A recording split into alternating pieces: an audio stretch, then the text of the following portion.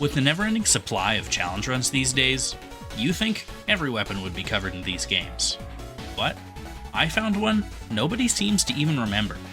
The Titanite Catchpole is a simple weapon, with a unique jumping heavy attack. With low scaling, but good base damage, all we have to do is lay on some pressure. Another jump pretty much ends the fight here, and we run around to Oscar for Estus, and head to Firelink. You've done well so far, but are you ready for what's next?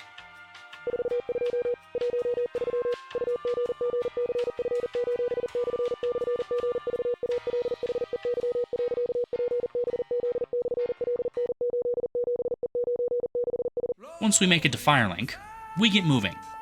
The jumping attack proves useful in the Burg, taking out most enemies in one hit. We make it to the Black Knight as well, but with a jump and a parry, he's easy. And we're already onto the Taurus Demon. Taking out his support, we have a simple fight on our hands. Damage is good for this point in the game. Therefore, we're able to take him out without much effort. While speeding through the early areas of the game, we make sure to grab some extra goodies before running past the Drake. We take out the boar with a backstab, then get revenge on this guy for making us take the long route. When we move into the cathedral, we take out every enemy here.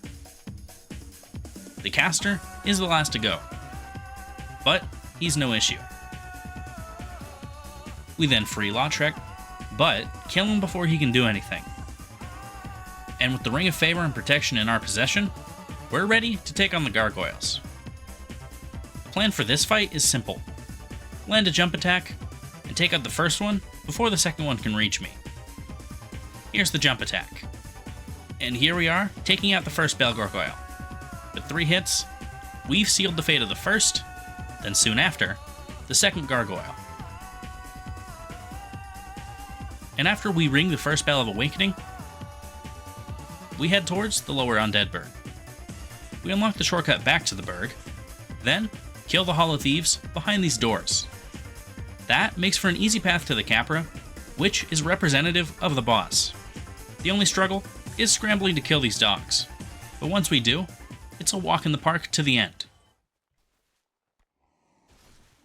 Now we're into the depths, which we both skip through and fight through. Running through the maze, then killing the caster to make the fight against the upcoming boss less of a pain. Once we make it there, we go for his tail, to cut it off and make this fight a joke. After a bit of recharge, we go for a third hit and cut off his tail in record time. All it takes now is a couple good hits, and we're done with the Gaping Dragon. We go back to Firelink, then take the shortcut to Blighttown. As we head down, we plan to go and grab our second Firekeeper soul. But, we're stuck. We escape, make it down to the soul, and barely live while we fight. Nothing a little moss can't fix. We continue descending, and man, this poison is annoying. At least it's not scarlet. Rot. But we make it to Quelaag anyway. This is when I expect my damage to fall off, Quelaag being iconically tanky. But the damage is very manageable, and with only one AoE, she goes down really quick. And here's the second Bell of Awakening rung. Before we head to Sens, it's time to go back to the Asylum for a couple things. The first is the Stray Demon. His arena is out in the open here, and he's really slow. The constant AoEs are really annoying, and they do nothing but slow the fight.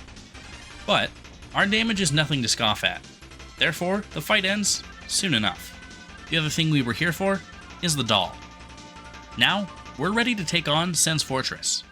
The enemies here are intimidating, but forgot to be a challenge. And after a quick bit of godly power, we take out the firebombs near the Firebomb Giant, then enter the Iron Golem's arena. And with one of the fight's biggest challenges out of commission, we rush in, hoping for a stagger. Unfortunately, it takes 30 seconds of swinging away at the golem to land a stagger, which, if you couldn't tell, is way too late. By this point, the fight is already over. In Anor Londo now, we kill the gargoyle here, and get the helmet, which we equip, because we like it. Then, run across the rafters, taking a shortcut to this elevator. The elevator goes down, twice actually. We have some business here. Starting with Gwendolyn. Whether it's zigzagging or hiding, Gwendolyn can't hit us. But we can hit him for a lot of damage, quickly ending the fight. Our next order of business is to head to the Painted World. And while we run through it, we grab some nice armor, fail a skip a few times, and say hi to Priscilla. By hi, I mean jump attack her. And it only takes a couple of attacks to make her visible again. She's not very fast or threatening, so we just kill her no problem. The only thing we go for is a tail cut.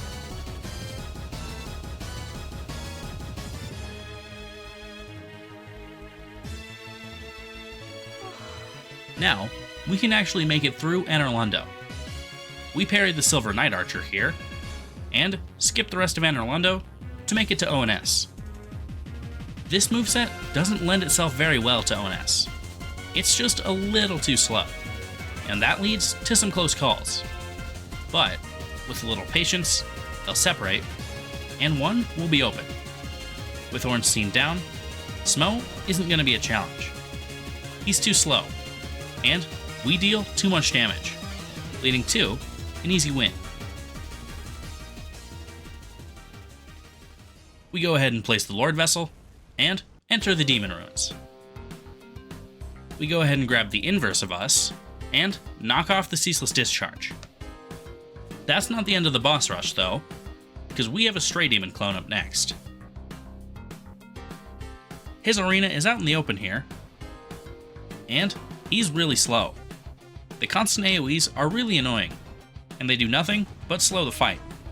But our damage is nothing to scoff at, therefore the fight ends soon enough. Second to last on the boss rush is another easy boss. And after running over to a good spot to fight the Centipede Demon, we take him out pretty easy. And after a 5-minute run to our next boss, we arrive at the Bed of Chaos.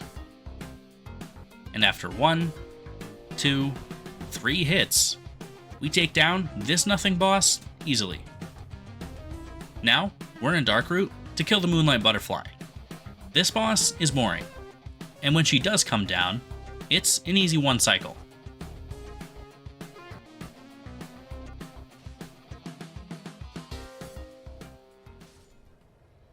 Now, we're at the Hydra. Even though we do a lot of damage, and take off 1 head per swing, I'm not sure if we're going to do enough damage to KO this guy. We do, barely, and head back behind him to take out the Golem. This guy is a pushover too, and now we can head to the Duke's Archives. We grab our pendant, fake die to Seath, and run down to his arena. It's really easy just to sit in one spot and spam to take this guy down. So, that's what we do. Beating Seath, first try. Finishing up our business in Darkroot, we head over to Sif. And for some reason, she kinda owns us this run. And I mean, we kill her, but it's kinda close. Now, we can head down to New Londo.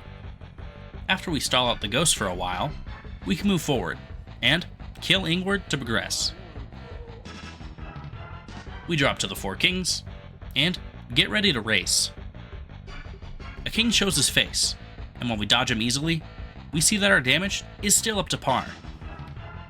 So we take the 4 kings out, the 5 kings out, and win the fight no trouble. Well, now we have one more area to go through. We jump through most of the catacombs, only having to run to Pinwheel himself. Pinwheel is easy though, so it's not an issue. The Tomb of the Giants are force of habit at this point, making this area a breeze. We even cheese the pinwheel room. We fail to jump into Nito's arena correctly, but it doesn't matter, as we're able to heal up. After waiting for 6 billion seconds for Nito to stumble over, we test our damage. And a little over a bar is usually pretty passable damage. Even playing really poorly, we manage to continue living. And when it's just you and the boss, living longer is a good thing. Now, we're to the DLC. We do about the same damage to the Sanctuary Guardian, but the difference here is that he is way faster than Nito. And although we can land some good combos too, it's a lot scarier when he gets his turn. But this is nothing the Catchpole can't handle. We have a quick run through of the Royal Wood, because this area really sucks. Like, it's horrible. And as for Artorias, I'm really rusty. Like, really rusty. When we do get a hit in, that DLC tank that I hate so much comes back. There's a reason I don't usually do the Dark Souls 1 DLC. And when it comes to buffs, we can barely stop him most times, coming down to a few frames at the worst. And if you haven't noticed, we're already out of Estus, which sucks. We make do with humanity, and trudge through this fight all the way to the end, for a first try victory. And after another bout of boring running, another boss that is exactly the same in difficulty and strategy, we're done with this DLC. Now, it's time to end this. Gwyn is a simple boss. Dodge anything that can't be parried, and even if you fail a parry on the fast slash, you can parry the follow-up. Then you heal, and repeat, all the way until Gwyn's death. Then, you link the flame.